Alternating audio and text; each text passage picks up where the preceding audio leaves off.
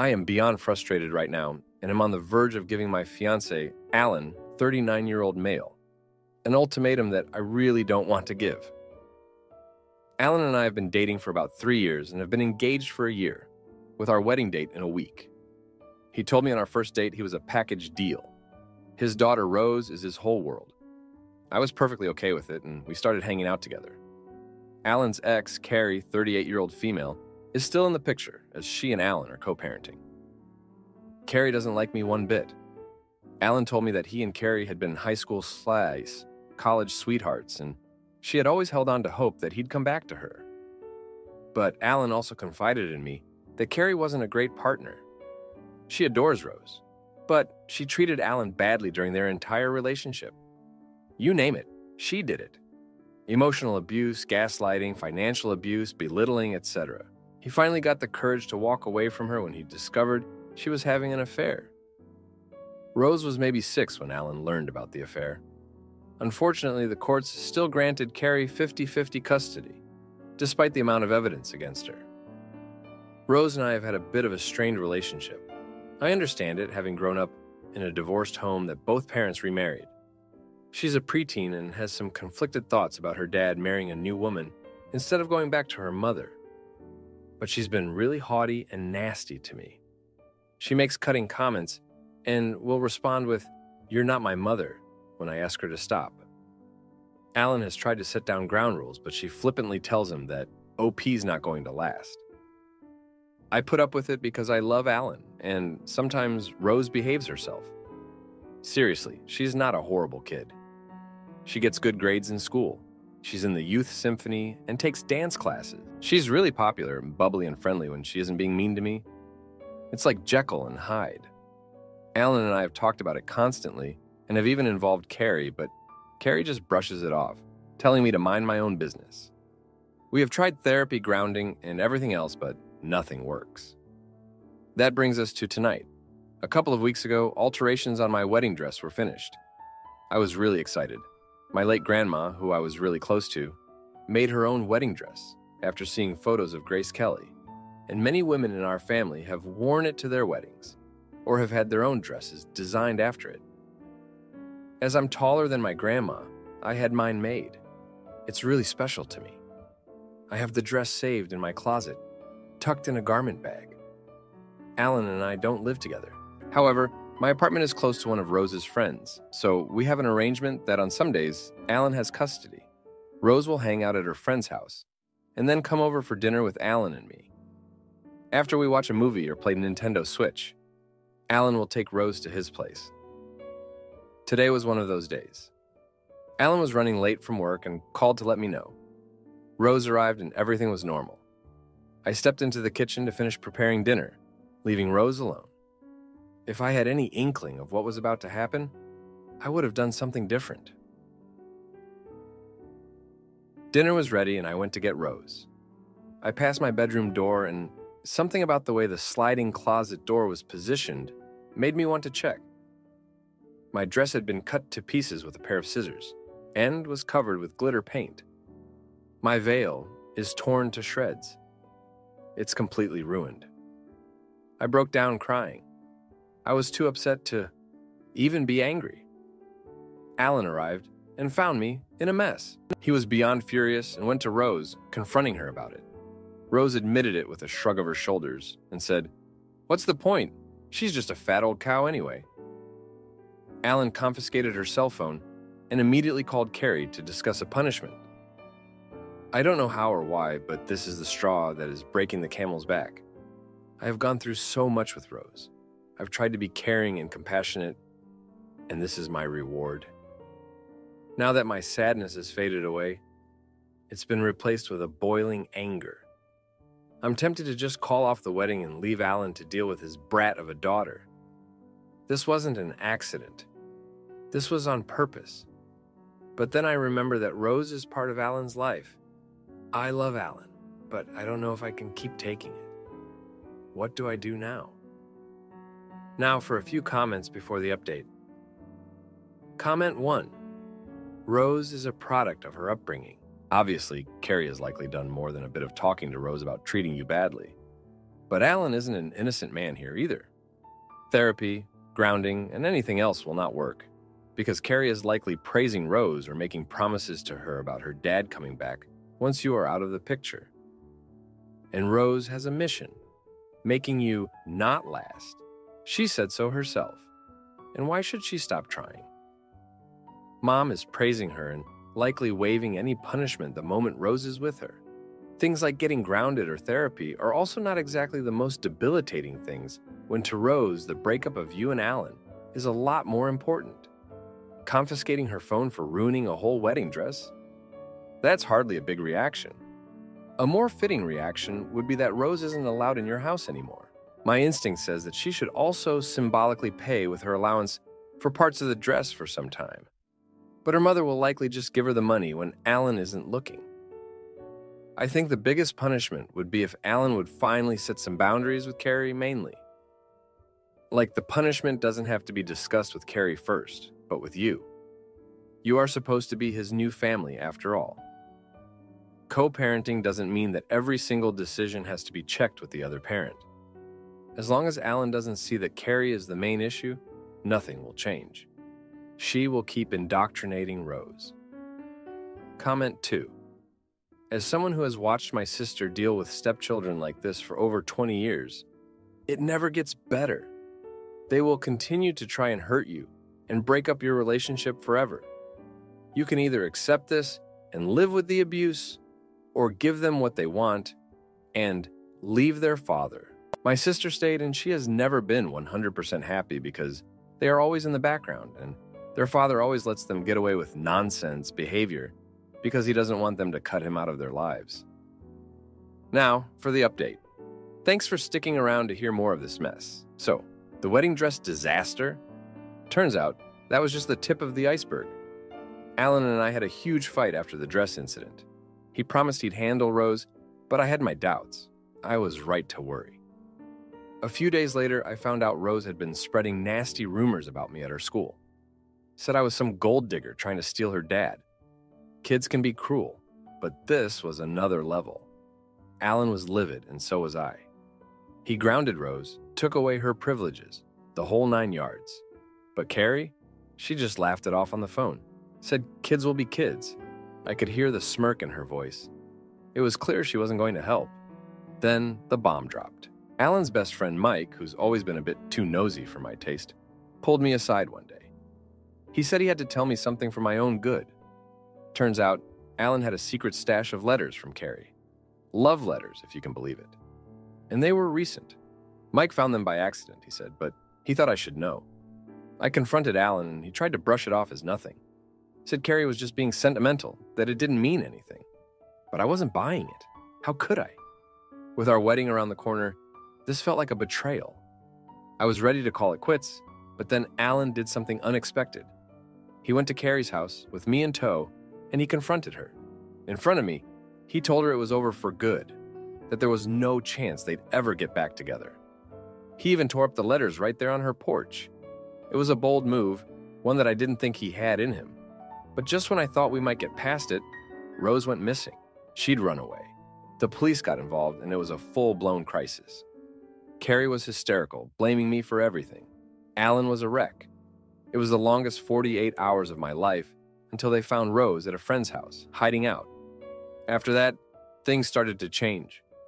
Rose broke down, admitted she was scared of losing her dad to me, that she thought if she made things hard enough, we'd break up and her parents would get back together. It was a tough pill to swallow, but it was honest. We all started family therapy after that. It wasn't easy, but it felt like we were finally making progress. The wedding was postponed, obviously. We needed time to heal, to build trust again, and slowly we did.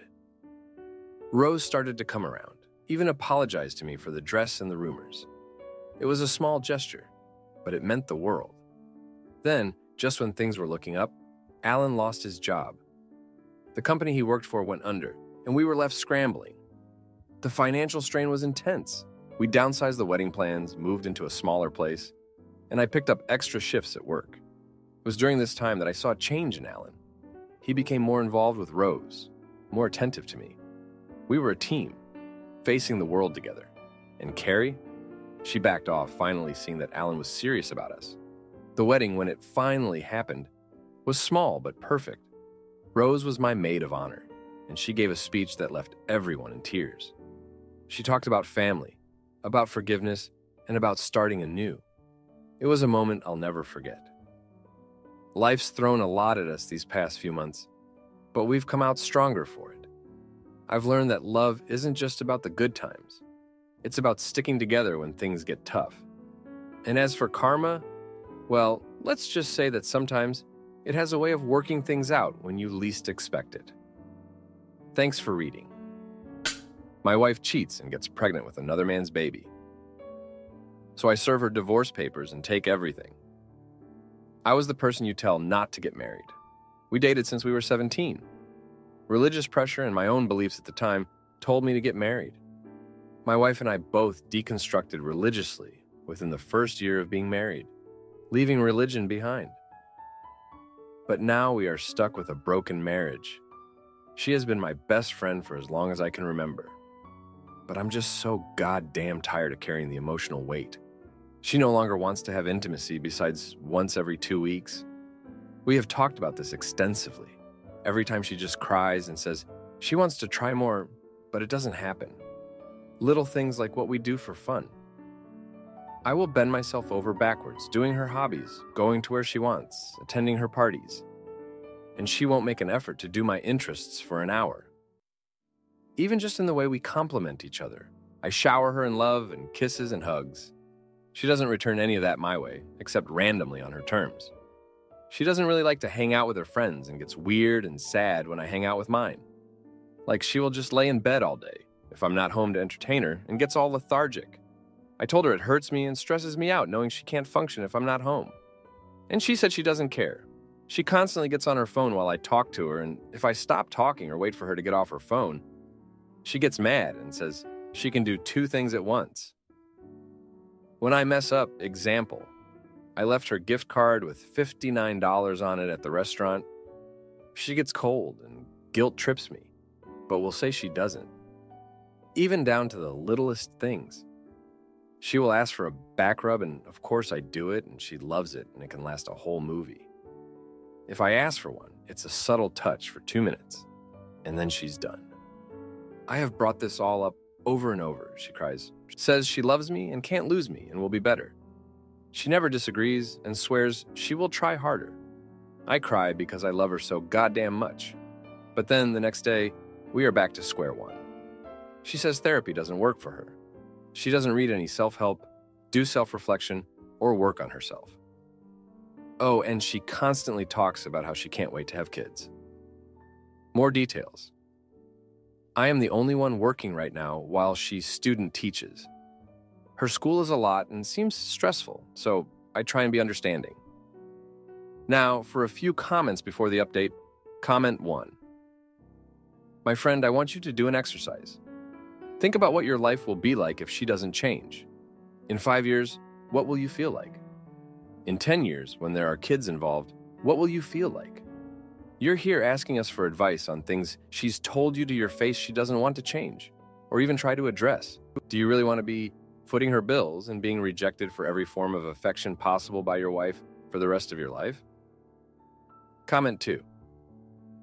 OP, you acknowledge that everyone was right in telling you not to get married so young, but you seem to be displaying that same knee-jerk denial when seeing folks telling you to get a divorce. I agree with that perspective. Your wife is not going to change and is not interested in changing, despite numerous conversations. You can't force it. Now, for the update, thank you for sticking around for the latest. So, the other day, I came home early from work, hoping to surprise her with dinner.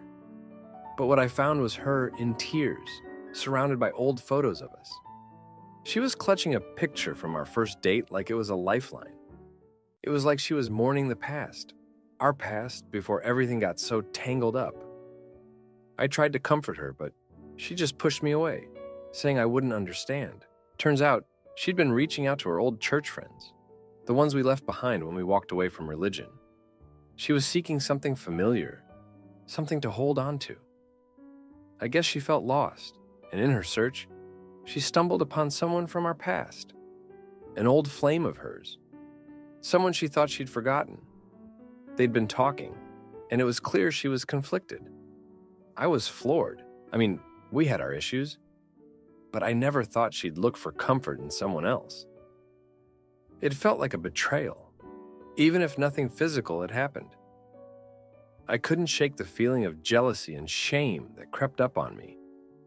It was like a punch to the gut, knowing she was sharing parts of herself with someone else, parts that she wouldn't share with me.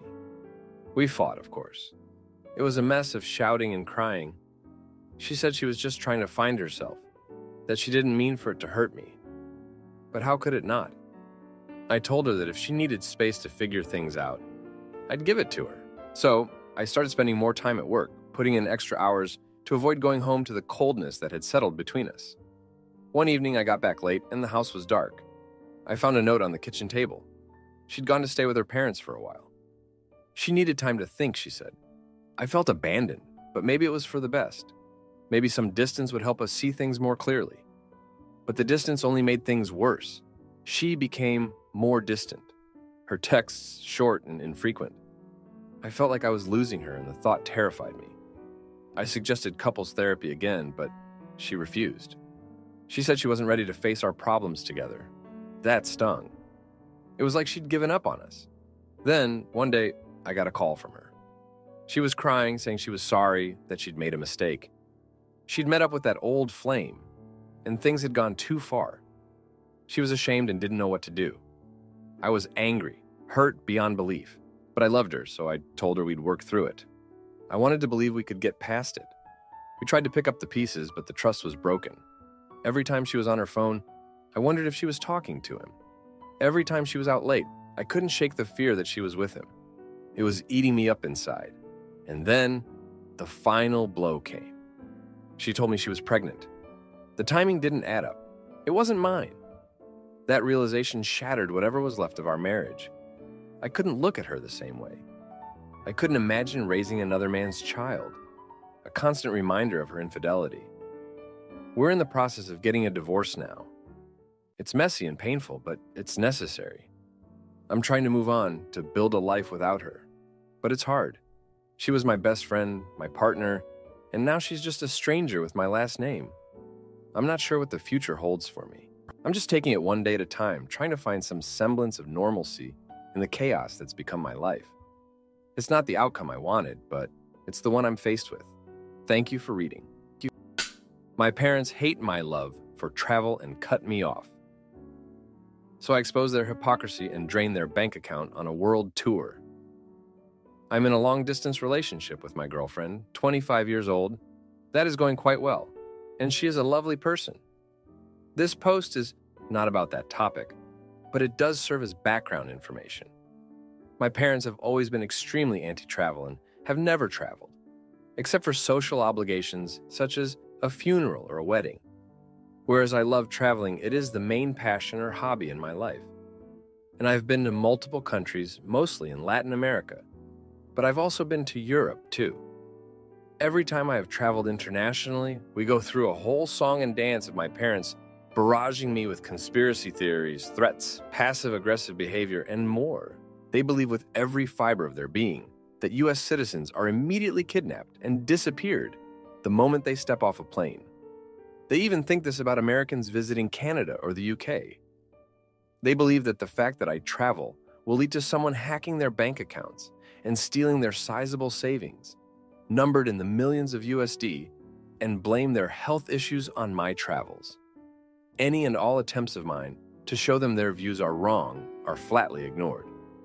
When I traveled to Europe, they reacted by refusing to communicate with me for 3 months.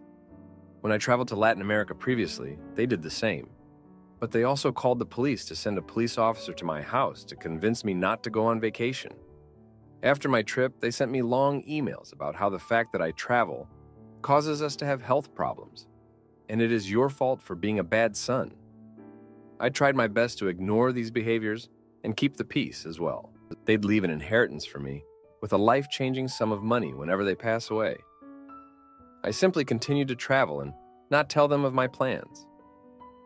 My most recent trip was to meet my long-distance girlfriend's family in South America. I had no plans to tell my parents, but she insisted on being presented to my family via FaceTime. The FaceTime call had the reaction I expected. My dad was cool. My mother was rude and offensive and said mean things about my girlfriend's family due to their nationality. My folks went no contact for a number of weeks and contacted me to inform me that I have been removed from their will, that I am no longer welcome to visit them, and that they will not attend my wedding if I get married in the future. They said they will donate the inheritance to political causes they support instead. My girlfriend is adamant that I do something to restore the relationship with my parents. However, I have no idea how to accomplish that, considering my folks' hardline stance, and the fact that I, as a 33-year-old man, refuse to be bullied by my family to abandon my passion in life. Edit. I'm financially well off and a homeowner, to the point where I don't have to worry about bills or groceries, etc., and am able to save a comfortable amount each month. However, the inheritance money would be life-changing because it's enough that I could retire immediately whenever the time comes. Edit #2. My girlfriend does not know about the inheritance and is unaware of my parents' financial status, as we have not talked about that. Now, for a few comments before the update. Comment 1. Firstly, your girlfriend shouldn't be pressuring you to do anything. Your relationship with your parents is yours, and you know how to manage them best. Nip this pushy behavior in the bud. If you're financially well off, don't expect the inheritance. If they change your mind, or if it's an empty threat to see if you'll stop traveling, then it's an added bonus, but you're financially secure, so don't worry about it. Your parents have outdated views, and you won't really change their minds. Guessing their circle of friends are the same, and they don't intend to broaden their horizons. Not much you can do about that. Let them know you love them, and sorry to see that it's this way, but will respect their wishes. Things might change, but it is what it is for now. Comment 2. It's their money. Let them do whatever they want with it. They are holding it over your head as a way to control you. Your mom sounds hurtful, and your dad is standing by and letting her abuse you. The silent treatment is a form of abuse. Them sending the police is abuse, and the emails about you causing their health issues is hurtful. You need to distance yourself from them and go low or no contact. I'm assuming your girlfriend does not know how hurtful they are. You do not need to fix anything with them. They will never change. The abuse will only continue onto your new partner and any children you may have in the future. Now, for the update. Thanks for sticking around for this update. So, things have gone from bad to worse. Remember how I said my parents cut me off? Well, they weren't bluffing. They actually went through with it. They sent me a copy of the new will just to prove it. I tried to shrug it off, but deep down it stung. A lot. Then, my girlfriend, bless her, she's been pushing me to fix things with them. She doesn't know about the money, just thinks family is everything. So, I caved and tried to reach out to my parents. Big mistake. I sent them an email trying to explain how important traveling and my girlfriend are to me. I even invited them to come visit us, thinking maybe if they traveled once, they'd see it's not so bad. No reply. Not a word. A few days later, I get a call from my aunt. Turns out, my parents had been talking to her about everything. They twisted my words, made it sound like I was mocking their fears, and now my aunt's furious at me too. She said I was disrespectful and that I should apologize. I couldn't believe it. They were turning my own family against me. But here's the kicker. My aunt let slip that my parents had been planning to travel themselves. They'd booked a cruise for later in the year. A cruise! After all their talk about the dangers of leaving the country, they were going on a vacation. I was floored. It felt like a slap in the face. I confronted them about it, and that's when the bomb dropped. They said they'd only booked the cruise to prove a point, that they'd cancel it if I came to my senses and stopped traveling. It was all a game to them, a way to manipulate me. I was so angry, I told them to go on their cruise and have a great time without me. Now, my girlfriend's been acting strange. She's been on the phone a lot, whispering and hanging up quickly whenever I walk in. I didn't think much of it until I overheard her talking about plane tickets. I asked her about it, and she said she was just helping a friend with some travel plans. But it got me thinking, what if she's planning to surprise me with a trip? Maybe to show my parents that traveling can be safe and fun. I decided to let it go, not wanting to ruin the surprise. But then, I got a call from my bank. There had been some unusual activity on my account. Large sums of money were being transferred out. I panicked, thinking back to my parents' fears of being hacked because of my travels. I had to spend hours on the phone with the bank, sorting everything out. They managed to stop the transfers, but it was close. Too close. I haven't told my girlfriend about it yet. She's got enough on her plate with planning whatever she's planning. I don't want to worry her, but it's made me paranoid. What if my parents were right about something? What if this is all connected to my travels somehow? I'm trying to keep a level head, focus on my relationship and my life here. But it's hard. Every time my phone rings or I get an email, I'm expecting more bad news. It's like I'm waiting for the other shoe to drop. Anyway, thanks for reading. It helps to get it all out. If you like this video, you'll probably like these too. Also, while you're here, please consider subscribing. It's your support that keeps this channel alive and allows me to make better and longer videos. Have a great day.